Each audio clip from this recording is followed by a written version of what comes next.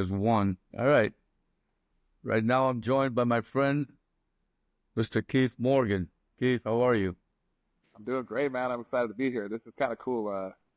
It's been a long time since we've connected. I think it's been 20 years since the Gotham Golf Blog Yeah. was prominent. So this is really really cool to do. Yeah, it's good to see you. It's good to see you. It's good to Yeah, man, me catch up. too. And yeah. So let's start with give us a little background. Let's start from zero. How'd you Oh man, it's I a haven't long thought this story, far right? back in a long time. I mean, background. I'm a golf coach now. But I think when we crossed paths, I was playing kind of full time. I grew up, pretty good junior golfer. Um, like typical. I was basketball, baseball player, everything growing up in high school. Joined the military right out of high school, and when I got out of the military, I tried to play professional golf for a little while, and realized really fast that my game just wasn't where it needed to be. And growing up, I never took any golf lessons. My dad was a really good player, but I never took a lesson. And I started searching, for kind of some of the answers. And I was working at a golf course, Saturday golf course here in Arcadia, California. And one of the pros said, "Oh, you gotta find this book, The Golf Machine."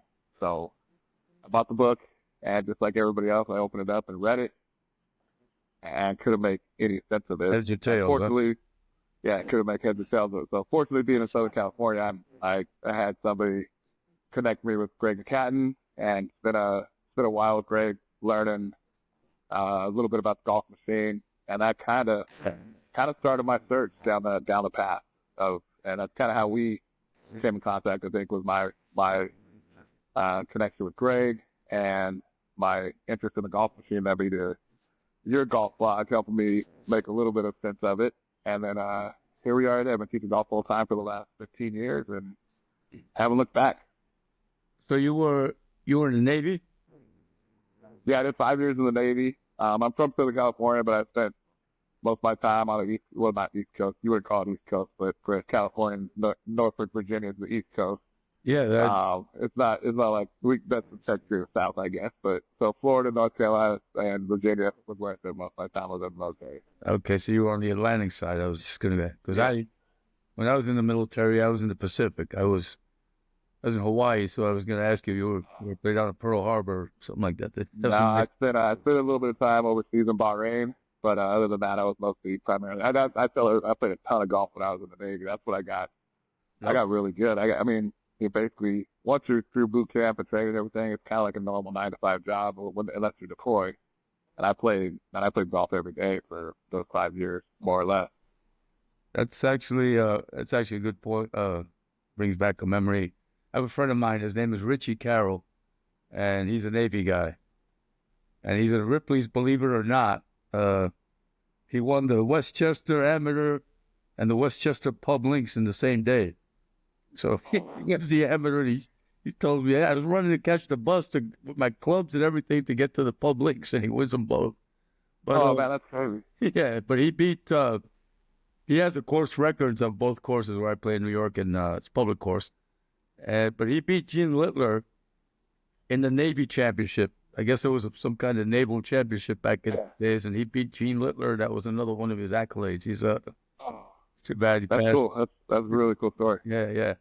So today you have your own a golf instruction thing. Where do you teach out of? Arcadia, you said? So I teach at Shoal Canyon Golf Course in Glendale, California, just outside of LA. I've been there for over 10 years now, and this year, actually, well, this season, as we call it out here in California, I'm teaching at PJ West and La Quinta as well. So I split time.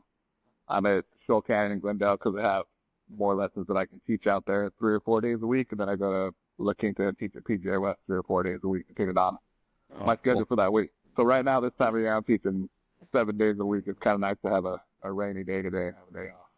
Oh, cool. So that's actually a luxury problem, right? You got Yeah, yeah, exactly. you got too much work. It's Yeah, actually exactly. yeah. So you're now teaching full time, and what would you say your style is, your methodology? I've seen some of your students on Instagram there, and Yeah, it's always evolving. Like I said at the beginning, I started out, trying to learn the golf machine. Mm-hmm. Spent a decent amount of time with Greg that helped out a lot. And kind of like a lot of the instructors, especially out here in Southern California, once you kind of check off your golf machine block, you kind of move to the Mac O'Grady block and kind of learn all that stuff. And then I think over like the last 5, 10 years, it's been more just biomechanics. And I'm good friends with Scott Lynn at Swing Cattle List. I've done a lot of, pressure plate stuff. So, um, but I don't know if I necessarily have philosophy. I mean, I've done stacking. So that's like when I went to Andreas Callie a couple of weeks ago, or about a month ago down here. He came to the presentation, and the kind of running joke is that I've been to pretty much every seminar there is out there. So I think I have a pretty good handle on most of it. But I'd say if I had to really pinpoint my style or my philosophy, I'm more of I think like a skill based coach. And a lot of that's changed since COVID. Before COVID, I thought primarily elite junior golfers. I have a ton of really good juniors.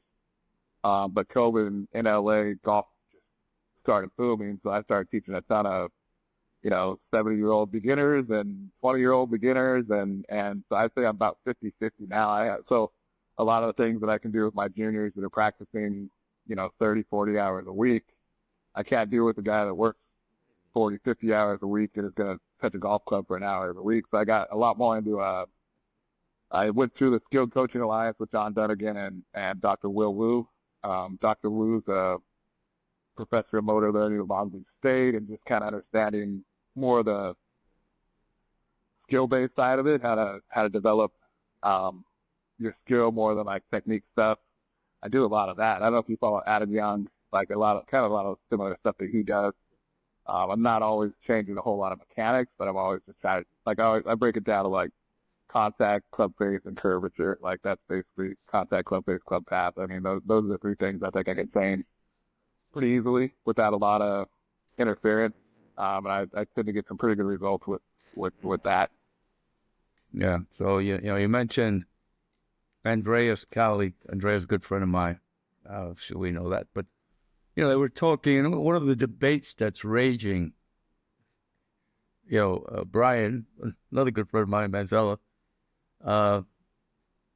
and I guess Andy Plummer and the S&T guys, right? It was just this shoulder movement on the backswing type of thing, and how and I'm not gonna get into all that because it's probably beyond. Dana Dahlquist had a response this morning that I thought was pretty cool. Yeah, I just read it. Yeah, so you talk about systematic teaching, right? So you have a system for teaching, right? I believe that yes and no, and it's just like Dana said. It's a case study of one. Right. Of one, right? In Right. my opinion, it's what you have in front of you, right? And I think, like Andreas kind of said it the best in his seminar. I think he's like, yeah, I mean, everybody moves a little different. This like I do have a model. Like I have a preference, and I know Dana really well too. And I know Dana. We all have our preferences, but the 45-year-old Keith Morgan that I am now, with the amount of time I practice, versus the 25-year-old I was and worked with Greg, I can't do some of those things anymore. So, I mean, the left shoulder thing, it's all weird. I think it's just bad definitions on both sides. And I like Andy a lot, and I like Brian a lot. I'm surprised I'm allowed to still talk to both of them. But it's just I agree. Like it's all kind of just they're arguing over nothing.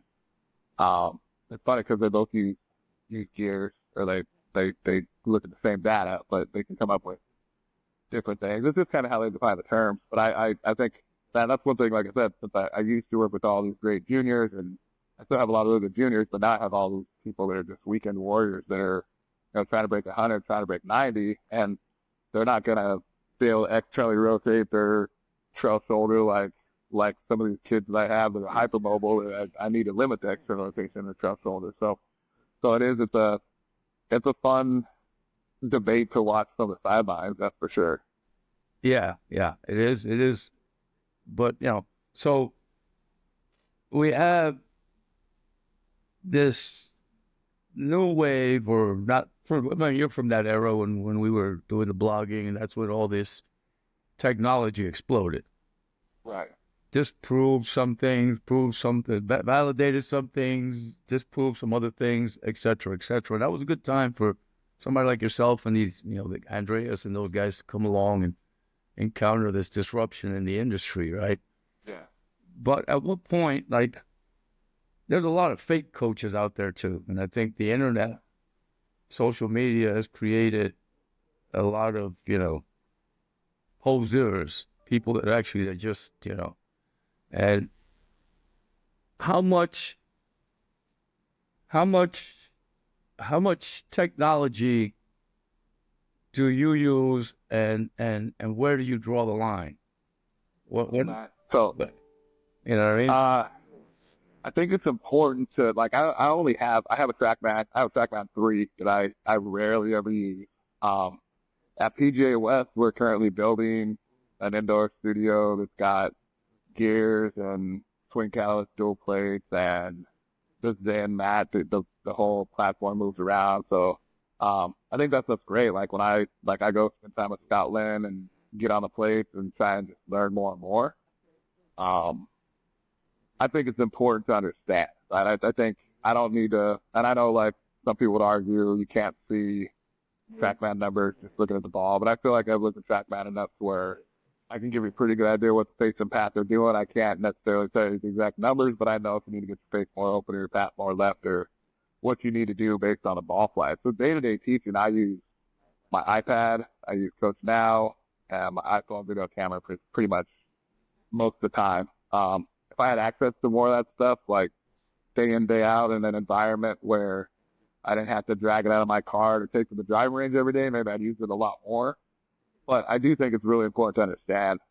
Like I've been through Sasha and Phil Cheatham's like kinematics and kinetics and forces and torques and all those things. I've been through Manzela's presentation. So I mean, I understand all that stuff.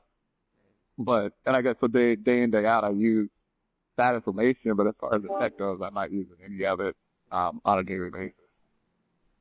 Yeah. Now, so who was I asking? Somebody was mentioning that so I'm in Dominican Republic, as you know, and one of the golf courses closest to me picked up a TrackMan, and they're using this as a point of sales. Now, there's very few people on this island that can hit a ball square on the club face, right? Right. It's the latest and greatest, right? Right. So we're gathering data. Let's say just ball flight data, right? Right. In my opinion, and I want to hear yours, it takes, a couple of sessions to get some kind of, baseline of what's actually going on, right? So somebody's telling you, hey, look, I'm going to sell you a $300 TrackMan session. on that given day, you could, Yeah. or within that hour, you could have been roaring. Right? Right. You could, whatever, right? So, I mean, and you just pointed out yourself that, you're rarely you're using it, and, it may come in to help, but I think that a good coach needs to have those inherent skills to coach, and you need a good set of Yeah. Yeah, and I think a lot of it's just understanding.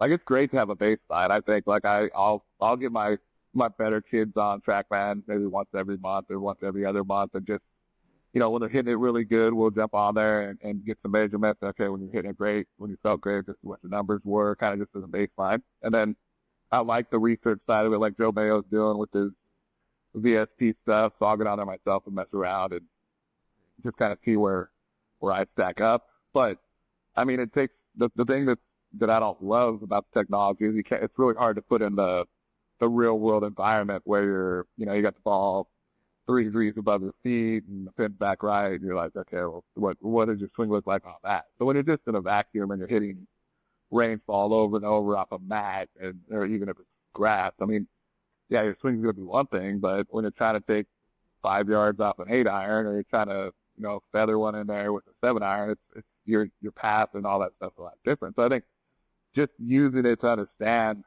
ball flight in general and being able to know, okay, well, the reason when I try to hit this low cut, it doesn't cut is because I'm hitting down too much on it. That's good information to have. It's okay. You either gotta maybe swing more left. Your swing direction needs to get more left. You got to hit down less for that ball to cut. That's kind of where.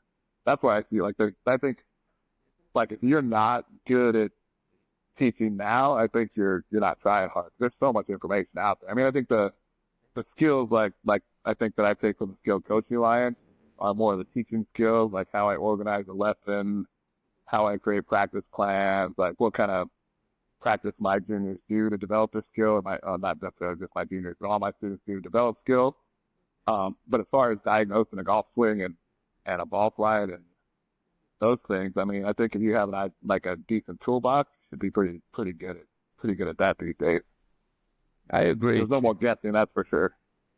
Yeah, I agree. And is it a matter of measuring something because it's measurable, or a matter of measuring something because it's necessary? So you were mentioning Scotland and the pressure plates and stuff. So, I mean, you need to be able to see, you know what I mean? Like, there's such a thing, I think, as having too much information to where you can almost cross your cables.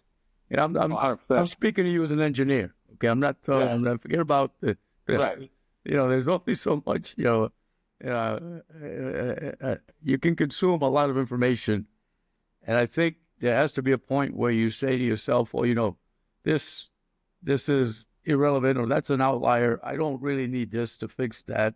These two things come together, and let's give this a shot.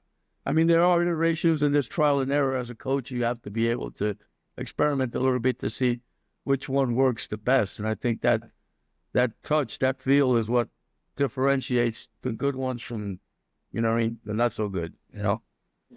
Yeah, I think it's player dependent too a lot. Like for me, like I always tell people, like I didn't play great when I was little grade. Like I hit it. I tell people I hit some of the purest 5-irons you probably would ever seen. Like just a beautiful piercing trajectory. But like I said before, if I had to take 5 yards off a 7-iron, I kind of would struggle with that. And I think a lot of it was just my knowledge base as a student at that time. Like, I mean, now I tell everybody I get time bombs that still go off my head from some Greg taught me 20 years ago. Like, oh, that's exactly what he was talking about. where at that time I was like, I don't understand why am I like loading the club like this, or why am I didn't understand it. I didn't understand the body. I didn't really like what Scott Couch called like the anatomical toolbox, right? I didn't understand those pieces as well as I do now, and like I'm way better. My golf swing's way better than it was 20 years ago. Applying the same principles, but I just have a better understanding of it. And I think there are levels. Like I said, a beginner golfer, like lesson number 1, I'm like, we got to learn how to hit the ground on the same spot. And I might teach them, like I would teach them weight shift a little bit, but they don't need to see that on a swing catalyst. Where if I got a college kid, like, playing D1 golf and he thinks he's doing this, I can put him on swing catalyst with Scott Lynn and show him, look, man, if you just look at this graph here, if you just look at even like the little pressure point, it shows your feet on the screen, like you're not doing that. And then they can look at the screen, and I like them as teaching tools where it's like, oh, well, this is what it feels like to get my pressure in my, left heel or whatever they're trying to do. So it's almost like a visual aid to confirm, what they're feeling. But like I said, I rarely, like I might once a year take 5 or 6 students to Scotland and get on the pressure plates. But like I said, as a coach, and I know people are going to say you can't see pressure and weight in 2D video, and I'm going to be like, well, I don't know, this kid did it pretty good, and I can kind of tell by the ball flight and understanding what the body needs to do to make the ball do what it does. I'm like, yeah, you probably need to get a little more pressure in the left heel. You probably need a little more lateral. You need a little more torque, or you need a little more vertical, whatever it is. But I think for an instructor having that information, I think it's super valuable. But I don't think for the player it's something you need to be on day in, day out for sure. They have to be able to digest what you're telling them, right? Yeah. And I think there's a lot of science in golf right now in the sport and in all sports. You know, I'm looking at again, I'm in the Dominican Republic, so you have these baseball academies, and there's a lot of biomechanics, and they're eerily similar, almost the same. You follow them? They're teaching them the same motion, same types of motions, same types of So it's inherent athletic human movements, Right.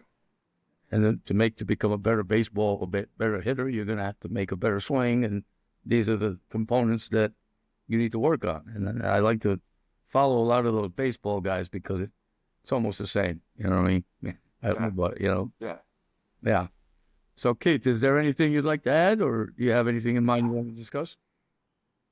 Nothing in particular. Like I said, I mean, it's fun to be on the sidelines of all the debate, and it's almost like, I mean, it's not as bad as it used to be. That's for sure. Like the early golf work days, and when like you had your blog and Richard had his blog, and everybody. I mean, that was like a wild, wild west. But it's nice to know a little bit of that still out there.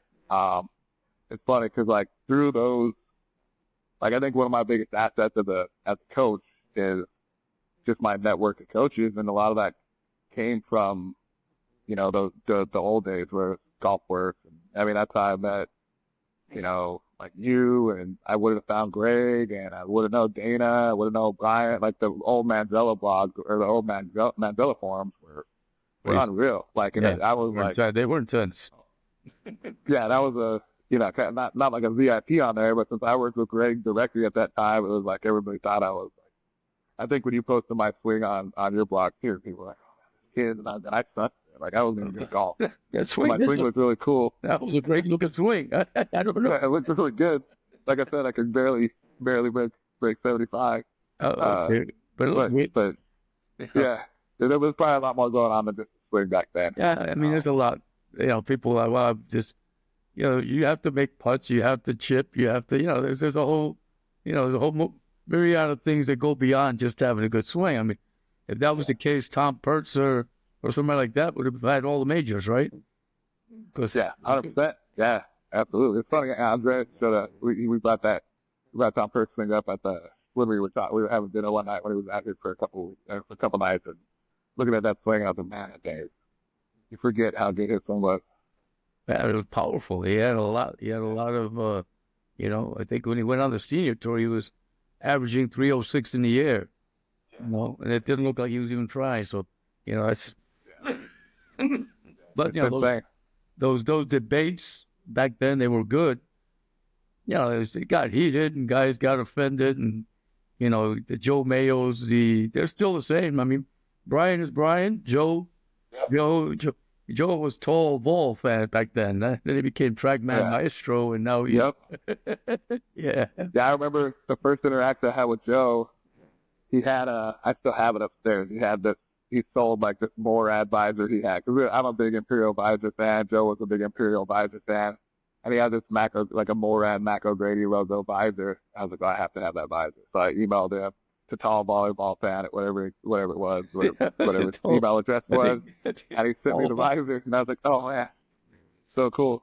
Yeah, but that kind of made those guys, right? Like Joe and Brian, I mean, they're doing great. And a lot of that came from, it's almost like politics, right? There is no bad press. You're either on this side or that side. And I mean, Andy Plummer, those guys at Stack and Field, it's kind of, now like you have like Dana and Andreas and those guys that have, they've just basically, I mean, they're great instructors, but they're popular just because they're kind of not in the middle of the BS. And you look on their Instagram, like, man, that kid swings great. That kid swings great. Like, how are all that kids swinging it great? So you're like, this guy must be able to teach. I mean, there's a ton of guys on Instagram like that. That's the other thing with social media stuff. I wish I was better at it. I wish I liked it. I love what those guys are doing, but it's like, I don't got time to do that stuff. I always feel kind of, to me, a lot of it's like the things I learned from Greg or I worked with Bob Laskin for a while after Greg, learned the Mac O'Grady stuff. And I just feel like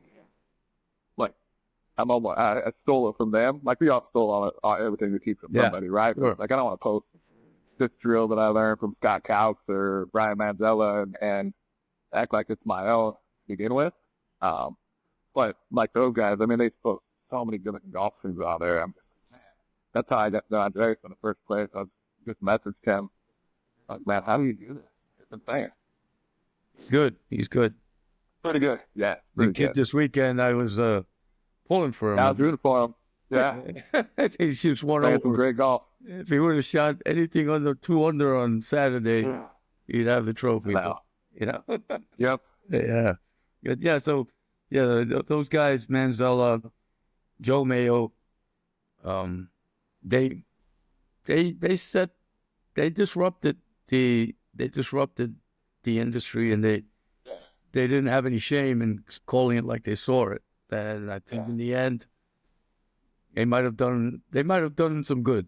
I think they Absolutely. you know, yeah. Yeah, when I kind of self-critique myself, I wish I had more of that. And Andres and I were talking about this too. I was like, man, there's something to be said for those guys that are like, they'll die for what they believe in, and they like Brian and Joe, both those guys are like dead on. Like, I did know this is. I mean, Andy Plummer too. Like, those guys, they're all, this is right. And that's what's going on. Like, they're fighting over.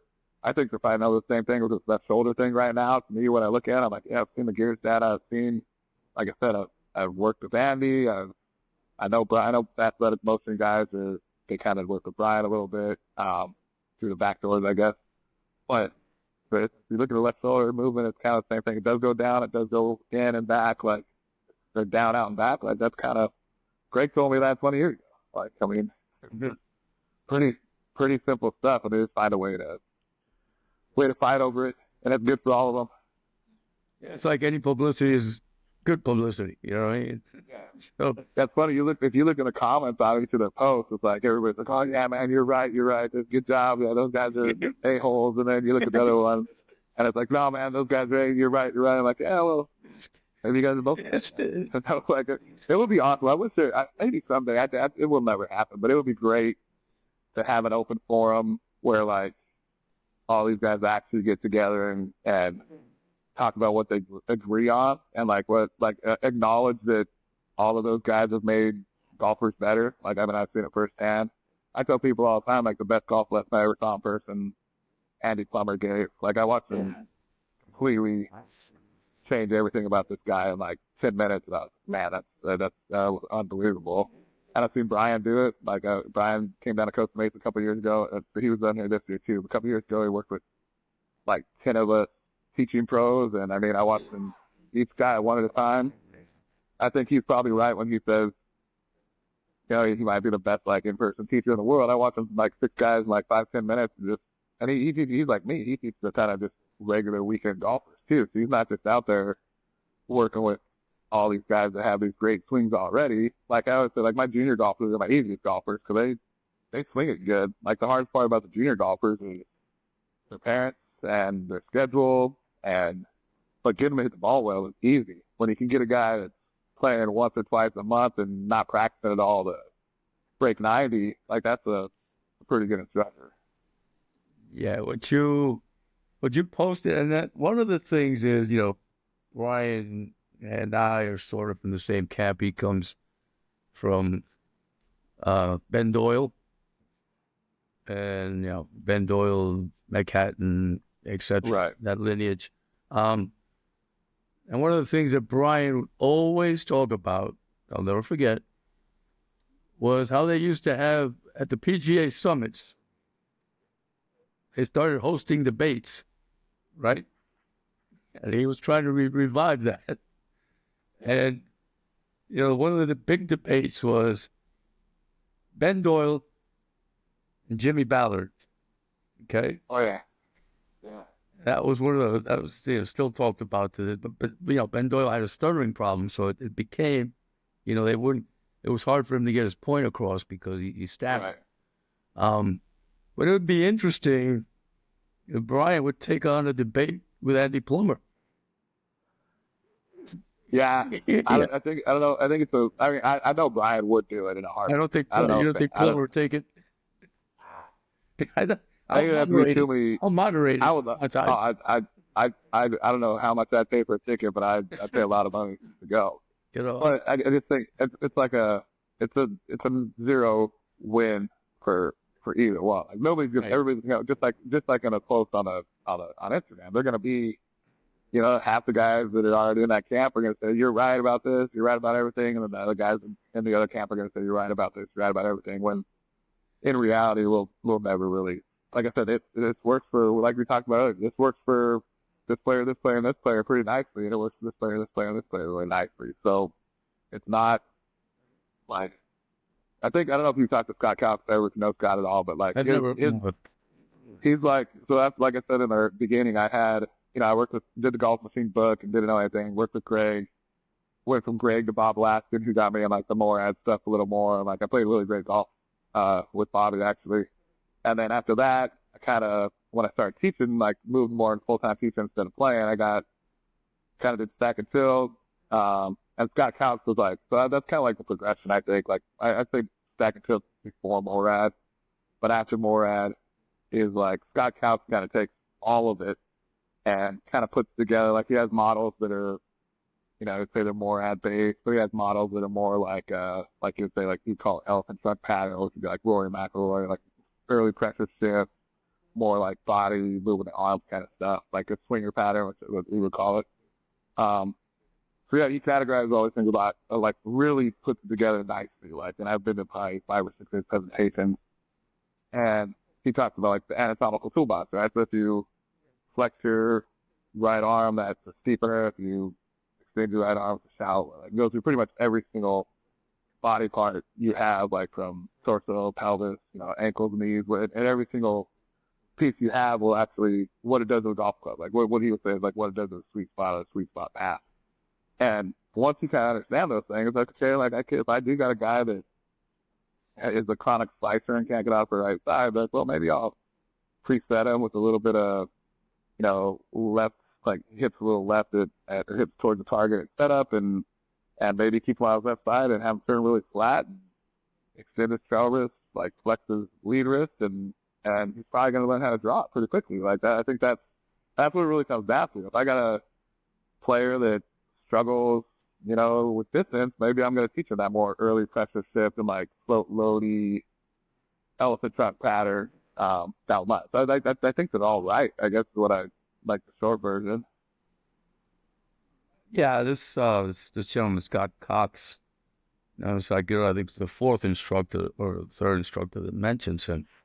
I wasn't familiar with his work, but I did go on. I did see that a lot of guys are Scott Cox certified, right? Yeah. And as I told Nick Starchuk, I said, the fact that his peers, right? His peers, so now he's got an audience of educated consumers are seeking out his tutelage means that he's got something valuable to offer, right? Yeah. At the same time, you don't see him, he's letting the mountain, he's the mountain. You come to him, and there's no reason to. You follow me? That's yeah. I'd be interested in learning more about him. Yeah, he's on a couple pretty good podcasts. I know he just started like a monthly website thing. I haven't joined it yet. I'm gonna join it just to be on there. But I think he packages everything probably better than everybody else. Like I think Stack and Chill packages really well too. I think Scott has more options and packages it really well. As far as like if I had a brand new instructor under me and they were like, "What do I need to learn?" I'd get Scott Calc certified right away. If you want to get short game certified, get wedge matrix certified with James Gridyard. If you want to get good at putting, like go see David Orr, Flat Stick Academy, and like those would be basically the those three programs will get you off to a really, really good start. The rest is just how hard you want to look into the rest of the stuff. Yeah, the rest of it is just hours and repetition, right? Yeah, there's no substitute. So I have a kid that I'm kind of mentoring to teach under me out in Glendale because my long-term goal is to move to La Quinta full-time, teach at PGA West full-time once my book fills up out there. So I'm kind of mentoring a kid. He's like in his 30s. He's not really a kid, but to teach and kind of take over from me when I leave the golf course in Glendale. And he's like, he really knows his stuff, but he's got 100 hours under his belt of teaching, so we just don't have as many weapons in your arsenal, not as many tools in your toolbox. And it's fun to kind of watch him go through that again. Like I remember, like everybody says, if I could go back and give everybody refunds for my first couple hundred hours of lessons, I probably should do it. I got a quick, like, PGA West. Is that where they had the Q school? Yeah, they used to have Q school there way back in the day. That's where the old Bob Hope was. Now they played American Express there this year. That It's Seth that, Straka won. they have a Pete Dye course there, right? Yeah, so we have a few Pete Dye courses. We have 9 golf courses total. The public golf courses, like we have 4 private golf courses, which are Palmer private, Wyckoff private, and Nicholas private. And then we have the Citrus Club, which is also private. Then I teach at the Mountain course and the Dunes course, which is a 36-hole facility. My clubhouse we call the Pete Dye Clubhouse. They're both Pete Dye courses, and the stadium course where they play the Sunday round of the American Express is Pete Dye. It's a very copycat like this week at TPC Sawgrass. There's a lot of similarities in those 2 courses. Like our 17th hole is Alcatraz. Like that's the same island green 17th hole they have at Sawgrass. Like ours is actually harder, it's longer. Green's about the same size. Ours can play like 200 yards. 18th hole, water down the left, like diagonal fairway. Like pretty similar setup. Plays a lot easier without trees and wind, but really, really good golf course. And then we have the Nicholas Tournament course and the Norman course that are also on public facilities. So we got a pretty big operation. I'm the only instructor at the golf academy that's at my property. The other 4 instructors stay at the main property, the stadium course and Nick Tournament course. They call it the Tournament Clubhouse. But yeah, it's a good gig. It's a good place for the rest of my teaching career, I think. Yeah, that is a nice. Weather's perfect. But, yeah, this time of year it's gorgeous, but it'll be 120 in August. So yeah, that's why we're building that indoor facility, because I can't be out there in 120-degree heat. it's like here. It's just like here. Yeah. Yeah. Oh yeah. But I just played TPC Sawgrass in January, and I was looking at the par 3, the Island 17. And then I remembered I was talking to Jeff Jones, Slice Fixer. Yeah, I didn't watch the whole thing, but I that was the blast from the past year. I haven't thought about that guy in a long time. Yeah. So he's on there. I haven't, we're not finished yet. He's got a lot of good stories. Anyway, he was telling me how that was like the toughest golf course one of the toughest. I mean, Kiwa Island was tougher, but at PGA West for the Q school, like that 17, instead of having the bulkheads, it had rocks, right? Yeah, it's rocks. Yeah, I don't remember who it was last year. Not this tournament. 2 years ago, somebody tried to play it out of the rocks and like made 6 or something and missed the cut. And you saw the kid this year on 16, the par 5. We had that bunker that's like 20 feet high. Made like 13 on that hole because he couldn't get out of the bunker and then blasted over the green. And so there's some interesting. It's pretty cool design. It's not. I mean, the tour pros make it look super easy, but it's not easy. I mean, I go out there and play, and I can't believe those guys shoot like 65, 66 out there and eat like day in, day out. But the setup for the Bob Hope is not the setup for the Q school. You know what I mean? Like the Bob Hope. Nah, they're Q school. So that's the thing. Like different time of year, it's whether it's overseeded or not. Like it can play. You can play. If it's overseeded and the rough gets thick, it can be brutal. Like it can be hard because the thing that makes it so easy for those guys, usually they don't overseed. So like they just had a big debate at PGA National about the overseeding because the course played too easy for those guys. But at our course, if it's not overseeded, there's no defense outside the fairways. Like it's just dormant. They can blast it, kind of blast it right every single hole, and you could still hit it on the green from there. And it's like John Rahm called it a couple of years ago, effing putting contest. So like, because everybody's hitting the green, it doesn't matter where you drive it. Everybody's hitting greens like 20, 30 footers. If you make 30 footers, you're gonna play well. So that's kind of. But this year it played a little bit. The greens were a lot firmer. We just redid the greens there last year.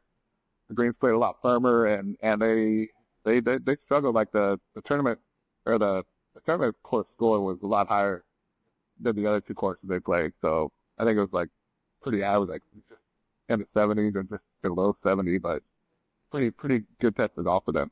And they have packages like So if you wanted to go and stay at La Quinta, I mean, at the hotel and play golf. And Yeah, stuff. so you can come, like the La Quinta Resort is literally right next to the course I teach at. We're not associated with them anymore, but they still have gameplay packages. And there's any of these online, like Epic Golf Travel or whatever these different online booking sites are, you can find some pretty good packages to come out. This time of year, obviously it's expensive, but in general, it's pretty This is peak. This reasonable. is peak season, so you're gonna pay the piper if you go play. Yeah, right now it's like 80 degrees and sunny and perfect every day out there. Like Go out there when it's going 1:30, there. you might get a discount. Yeah, exactly. Yeah, you, you may call. you may not make it back, but you get a discount. Yeah, exactly. Yeah. Yeah. Oh man. Yeah, I know the feeling. So I started coming back here to the island 2015, 2016. I started playing golf again. And I'm coming down in August, and I cut a deal with the pro there, with Giles Gannon at Teeth of the Dog, right? Now, I'm Teeth of the Dog. That's, Pete Dye's actually, I just found out that he's buried there. His ashes are there. Oh, really? Yeah. That's cool. Yeah, so they couldn't believe anybody would play 54 holes of golf a day in that weather. And I forgot about protection. I forgot it was oh my God. To this day, my skin is dehydrated from that one. Oh, yeah. It was bad. Yeah.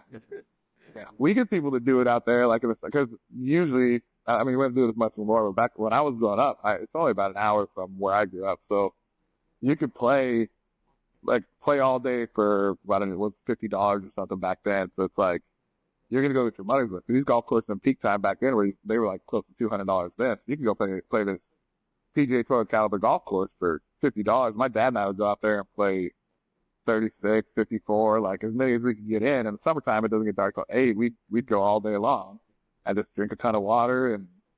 But yeah, it can be pretty brutal, but it's not really that bad. Like I said, when I was in the Navy, I spent a pretty good amount of time in Bahrain. Like that's a little different, like different type of heat out there than it is in the desert and the summertime out here. It's not too bad. You got shade, we by the mountains, like it's not terrible. Yeah, well, these guys from Arizona, like I was once sitting in D.C., Washington, D.C. at the monument. D.C. is built on a swamp. So, Right. When it gets hot, it gets humid. It gets very, very uncomfortable. You know what I mean? Oh, yeah. A lot of mosquitoes and everything, Yep. So I had this couple from Arizona. He says, no, man. It's where we're at. It's dry heat. You can get up to Right. 110. So I get down there and I go to Karsten Manufacturing. They had us go down there when they launched the ISI iron. Anyway, they took us through the whole process of the casting and this and that. I went up to the vault and saw all the gold putters, and John Solheim spent 2 to 3 hours out talking to us, and got to see it was whatever the hockey team was, the Coyotes or something.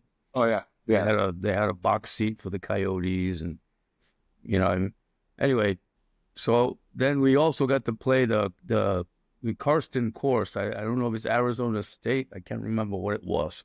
Yeah, I think that's right. I think it's Arizona State. Yeah. So I'm standing, it's 115 degrees, right? All right.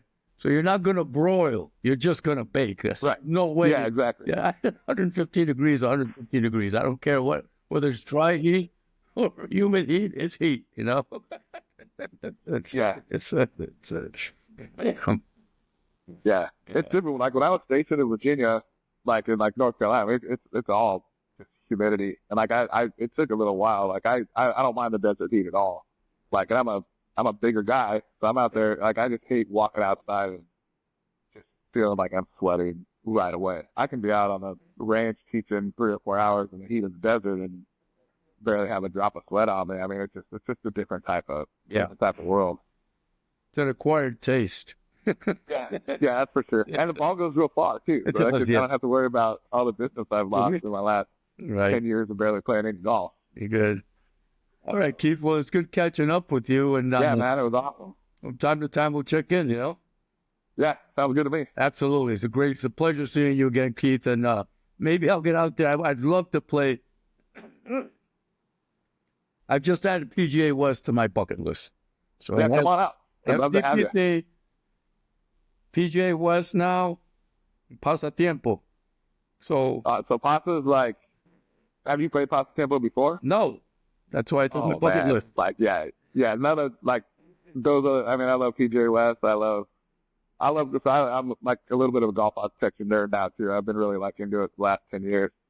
Papa's, it's up there. Like, have you been to Bandon Dunes or Sand Valley or Stream? Oh man, you got to go there. Bandon Dunes is my favorite trip Oh yeah, in the United States. Yeah, it's you have to do that. It's so good. There's no place in the world like, and I wouldn't say in the world, no place in the United States like it. is that this is the one that's in Wisconsin or in the Midwest? There? So Sand Valley's in Wisconsin. I've been there. I haven't been there since they put the 2 new courses in, but I went when it was just Mammoth Dunes, Sand Valley, and the Sandbox, which is the Part 3 course, and we had an absolute blast. But Bandon Dunes is in Oregon, and it's got like Bandon Dunes is a David McClay kid design. Tom Doak did Pacific Dunes, Chloe Crenshaw did Bandon Trails, and Sheep Ranch, I think. So it's just like a old McDonald's, like a CD McDonald kind of copy.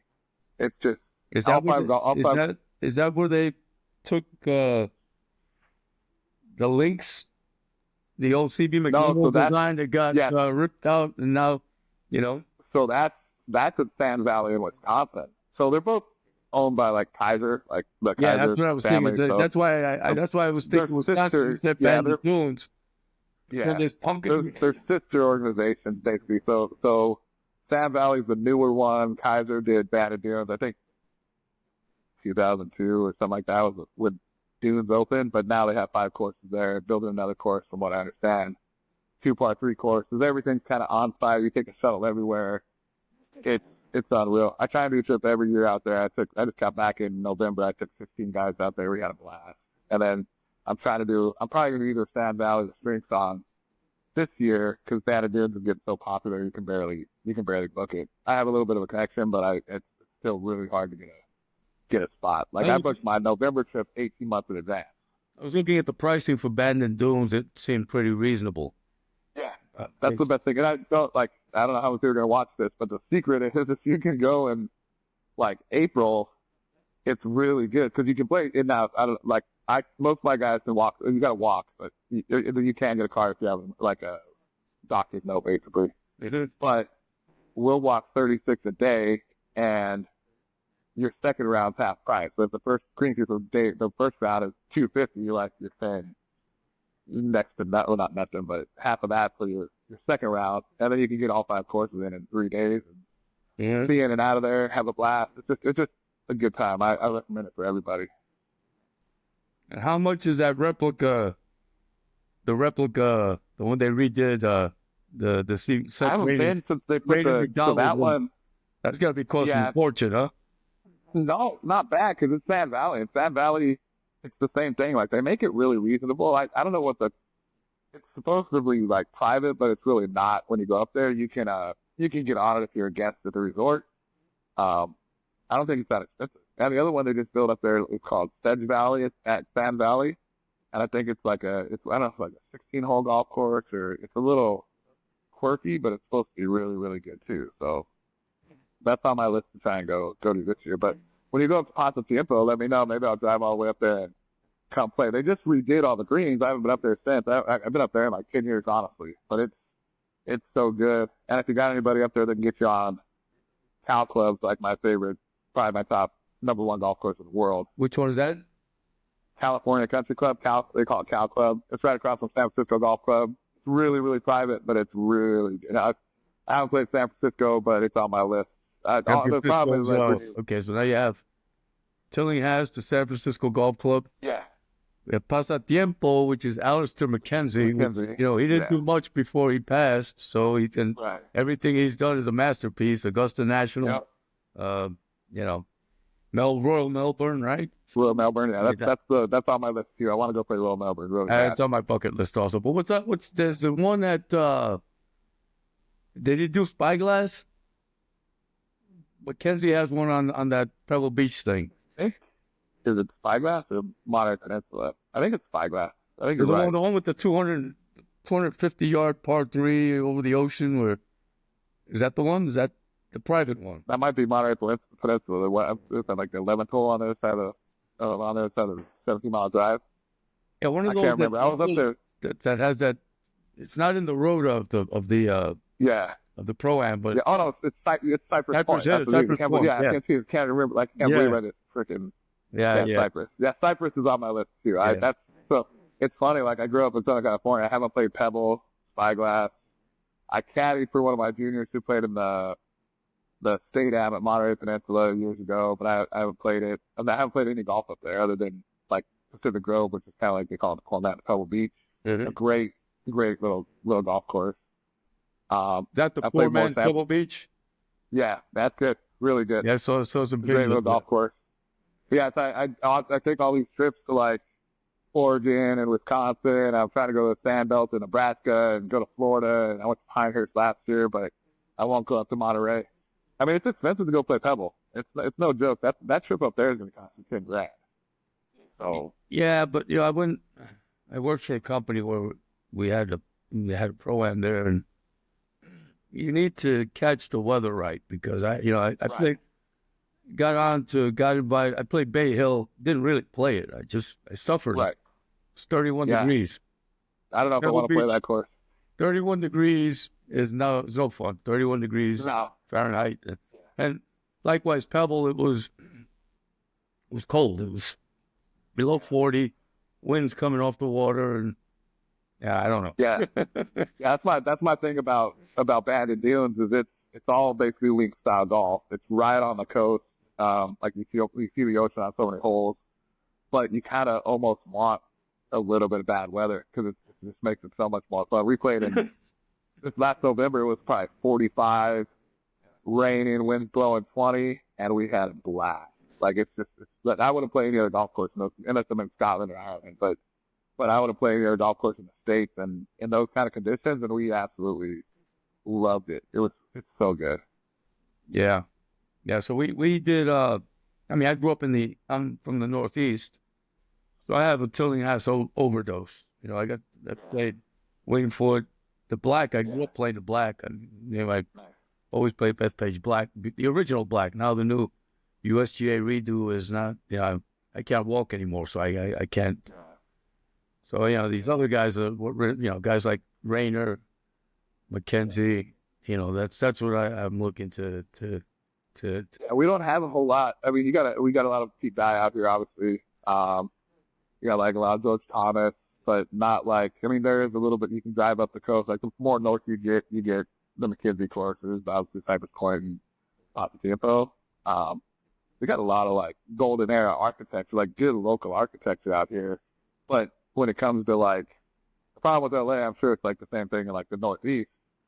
It's all our best golf is like super private, where you're talking Riviera, LA. You want to play at George Thomas Golf Course, you're gonna, you got to know somebody. You got to know somebody, yeah, and you got to know them intimately. Exactly. It's tough to get on those. Yeah. Like I get lucky.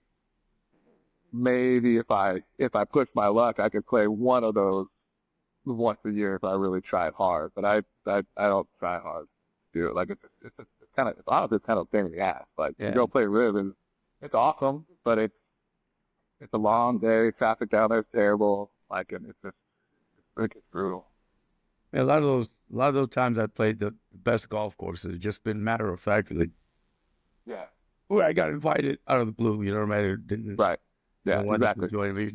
You start trying to press the issue, you're probably not going to get on there. Yeah, I never say no the first time I get invited to like LA Country Club or Riv, but like after a couple times, like, yeah, I don't know if I want to come down this time. It's just too long of a drive, and I mean, it's a long day. I wouldn't mind playing LA Country Club. That should Yeah, I haven't played there in 20 years. I played like I was pretty longer than that, like 30 years. I was a junior. I think I played like a junior. California junior something there, and I think the course has been completely redone since then. Like it's not even doesn't look anything like it used to. So, but I'll get back out there. Yeah. All right, Keith. Well, thanks for your time. I really appreciate Thanks, you. Rob. And I'm going to try to get out there to SoCal, check in with John Ortega. You know, Yeah. are you nearby? You're nearby? Yeah, John's he's about. I mean, in LA, it's weird. He's like 40 miles away, but it's like an hour and a half away. Mm. But I go see Johnny like quite a bit. We're good buddies. Yeah. He's been doing a lot more. Like he had Andreas out, he had Mandela out. I don't know if I'm breaking any news. We're trying to get. I don't know if you know who Chris Walke and Dr. Mike Kay and Tony Greco are. They're Helix Golf Institute on Instagram. I think where he's trying to set something up with them to come out. So I go see him at least every 3 months. We chat every couple weeks or so. He's good. He's awesome. His Yeah. spot down there is great. So if you come down there, let me know.